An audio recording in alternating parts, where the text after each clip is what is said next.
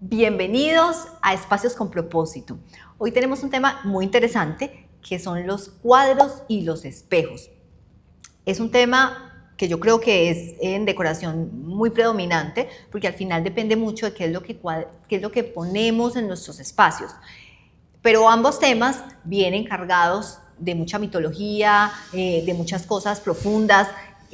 Dicen que los espejos se guardan espíritus, hablan que los cuadros pues finalmente son el reflejo de nosotros, y hay muchas teorías, pero para resumir, los espejos reflejan, amplifican la energía según el Feng Shui, pero sobre todo narran lo que nosotros somos. Entonces, para eso está Patricia, nuestra interiorista, experta en interiorismo y en diseño, y yo soy Ana María, psicóloga. Voy a empezar con una historia de Patricia. Cuénteme, a ver, me asustó ya con eso de los espíritus. Hace muchos años yo vivía en Perú, en Lima, y tengo un amigo que hablaba con los muertos. Y era un tema que pues ya de por sí, en ese momento, pues yo era muy joven y me parecía una cosa muy horrible, ya como que lo trato de entender diferente, pero lo más interesante es que él nos decía que cada vez que se iban a cambiar de casa, él veía espíritus, de verdad los veía, tenía ese don y esa capacidad, y los espíritus como que él sabía cuáles eran, dónde vivían, era gente que había vivido en la casa, y de verdad que le creo que era así. Y cuando se iban a ir a otra casa, él les decía a sus amigos que tenían prohibiciones, que no podían entrar a la pieza, que no podían ir a ciertas partes de la casa, él se los tenía prohibido, pero cuando se iba a pasar, les decía que se metieran en los espejos y se iban a la siguiente casa con él en los espejos. ¿Qué? En ese momento yo más o menos me quedé como... Este podcast cambió Cambió, ahora se llama Espacios Esotéricos con Propósito. Bueno, pero más allá de la historia, la verdad es que los espejos siempre han guardado como cierto tema un poquito misterioso. Pero entonces vamos a hablar realmente a la luz de la decoración, qué significan y para qué son. Sí, porque toda esa historia que estás contando yo no me la sabía en la parte de interiorismo. No, los cuadros y los espejos son importantísimos en el interiorismo porque nos aportan puntos focales. Los espejos, por ejemplo, duplican y amplifican los espacios. Si yo lo coloco, por ejemplo, frente a la entrada de luz, me da la sensación que el espacio está más iluminado. Si lo pongo frente a la naturaleza, me ingresa la naturaleza al espacio. Entonces son apropiados para, no solo para volverse complemento a la decoración, sino para como engañar el ojo, ¿sí? Volviendo el espacio más luminoso y más amplio.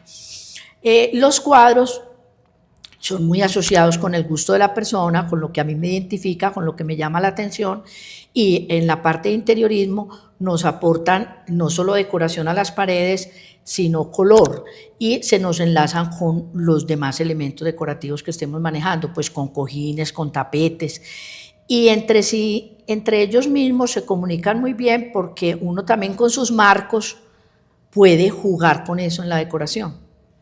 O sea, lo importante del espejo viene siendo el marco, lo que se amarra en la decoración, o también el formato. No, el espejo como tal tiene esa contribución como expansiva al espacio, pero como me estás como preguntando de cuadros y espejos, te digo que igual uno los utiliza en el interiorismo para amarrar los espacios y entonces los enlaza uno también con sus marcos y se vuelven parte de la decoración porque existen marcos en bronce, en madera, en cobre, en dorados, plateados. Pues puedo yo con el espejo o con el cuadro enlazar todo el concepto decorativo. Este tal vez es uno de los capítulos que me parecen más difíciles, esto y el de los tapetes, que tendremos próximamente otro episodio de tapetes.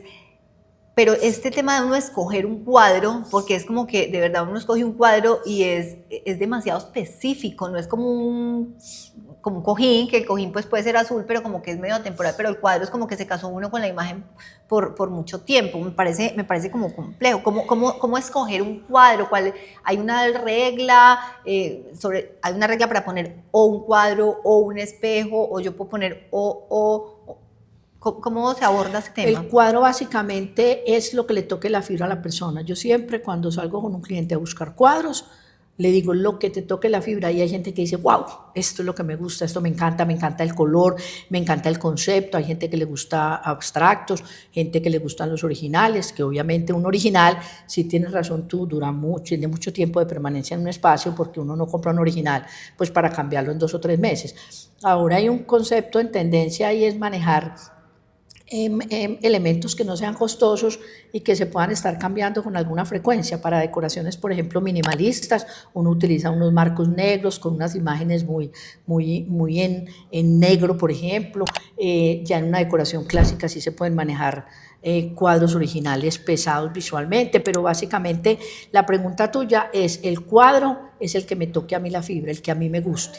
Y obviamente si a mí me gusta mucho, pues lo podré tender por mucho tiempo. Y también uno puede estarlo cambiando de espacios. Si no tenemos un cuadro de gran formato, ¿qué tal poner mejor uno grande, dos chiquitos? Hay como, es más elegante poner uno solo o poner varios chiquitos. ¿Cómo funciona, digamos, la dinámica? El cuadro debe estar enlazado con la pared o con el elemento que lo estemos ambientando.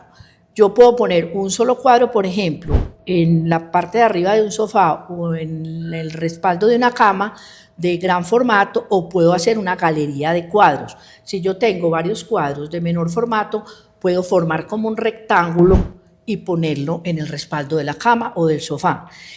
¿Cuál es la recomendación? Un cuadro debe medir 2/3 del formato del sofá. Por ejemplo, si mi sofá mide 1,80, el cuadro debe tener más o menos 1,20. No es que sea pues una camisa de fuerza, puede tener 1,30, 1,10.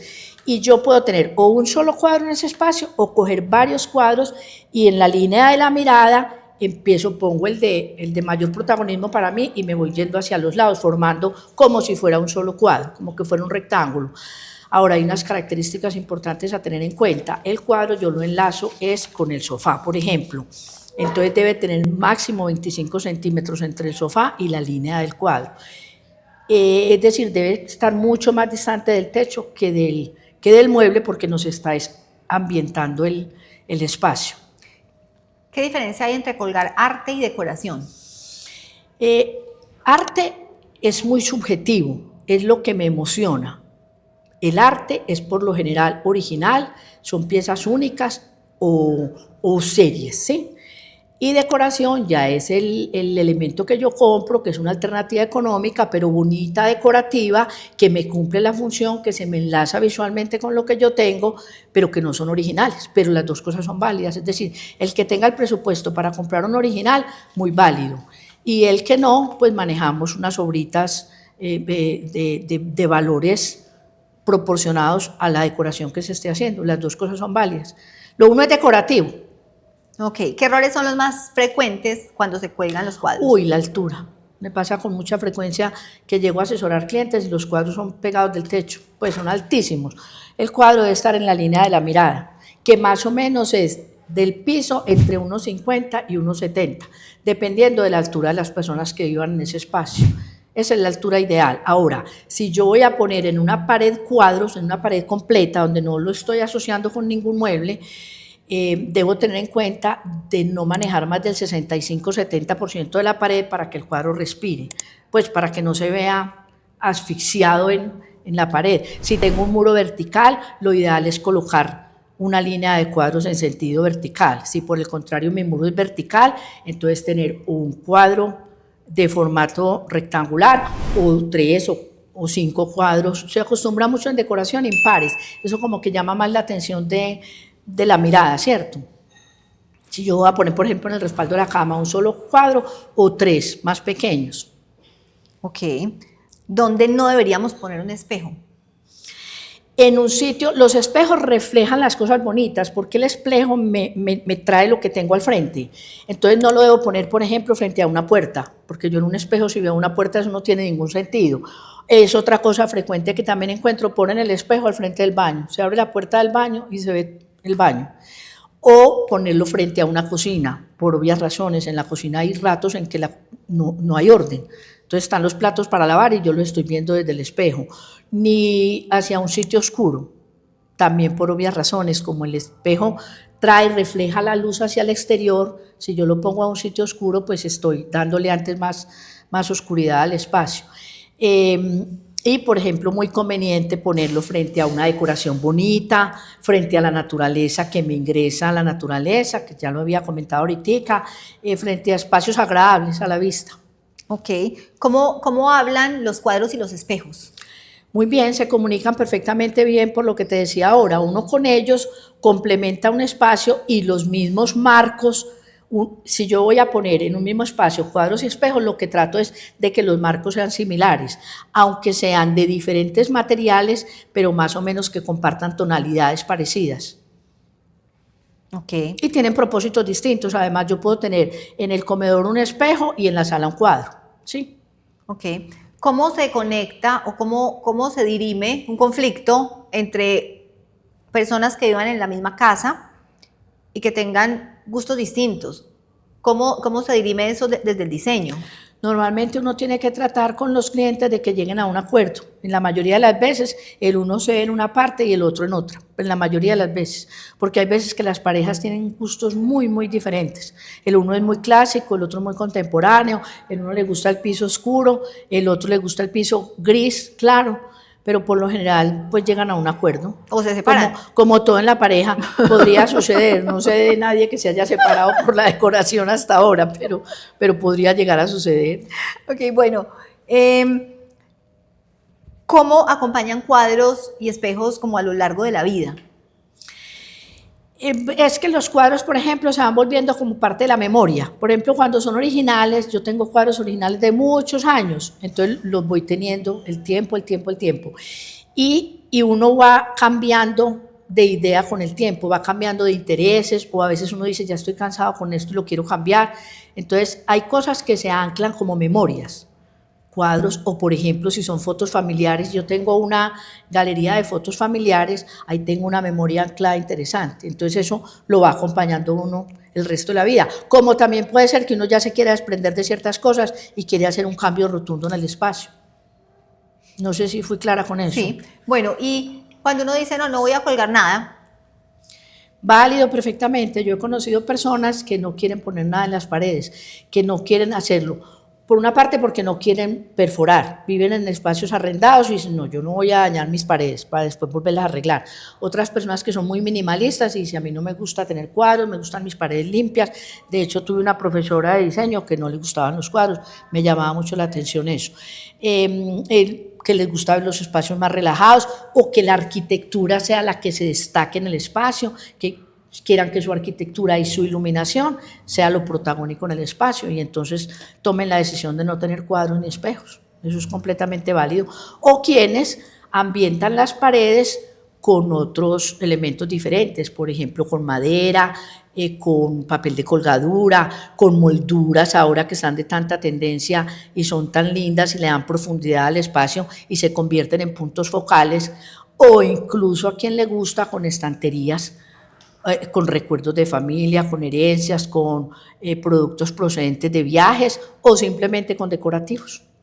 Perfecto, pues Patricia, yo creo que aquí tenemos una idea, de nuevo volvemos al mismo punto y creo que lo repetimos, pero vale la pena repetirlo y es, ante todo, nada suelto. Ante todo, lo primero que no se tiene que hacer es comprar el cuadro porque lo amé y después cuando uno llega ya no sabe ni dónde ponerlo.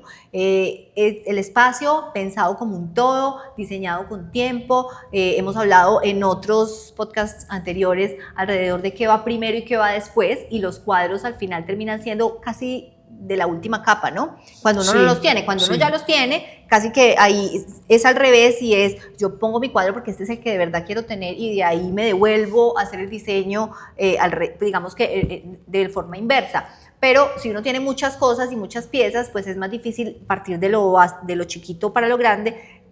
Cuando uno piensa en un espacio tiene que ser de lo grande, del layout, de los colores, y va bajando hasta que llega al punto de los cuadros, de los tapetes, que tendremos un podcast próximamente, de los acentos decorativos, que al final todos es un todo, pero pues es una cosa con todo otra se complementa, porque sí. todo tiene digamos que una razón de ser.